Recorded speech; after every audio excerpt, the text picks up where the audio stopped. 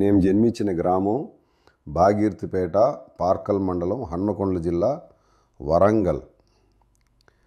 చిన్ననాటి నుంచే కష్టపడుతూ నా జీవిత ప్రయాణం ఒక డ్రైవర్గా ప్రారంభమైంది.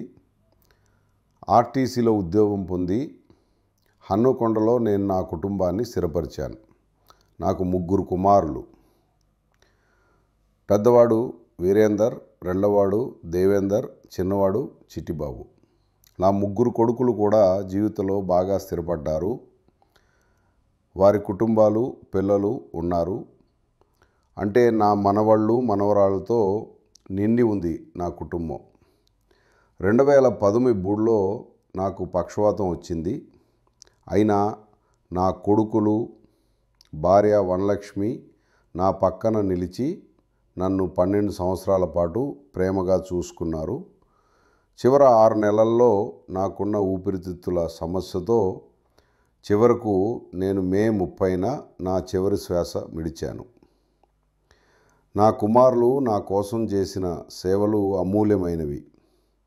నా అనారోగ్యంలో ఒక్క క్షణం కూడా వారు నన్ను ఒంటరిగా అనిపించకుండా ప్రేమతో, భక్తితో, బాధ్యతతో చూసుకున్నారు. వారు ఇప్పుడు నా ప్రాణ భార్య వనలక్ష్మిని కూడా ఎంతో ప్రేమగా చూసుకుంటున్నారు. ఇది నాకు ఎంతో తృప్తినిస్తుంది. నా ఆశీర్వాదం. నా 3 కుమారులు వీరేందర్, దేవేందర్, చిట్టిబాబు, మీ జీవితాల్లో మీరు ఇంకా ఎన్నో శ్రేయస్సులు సాధించాలి. మీ కుటుంబాలు ఆరోగ్యంగా, ఆనందంగా ఉండాలి.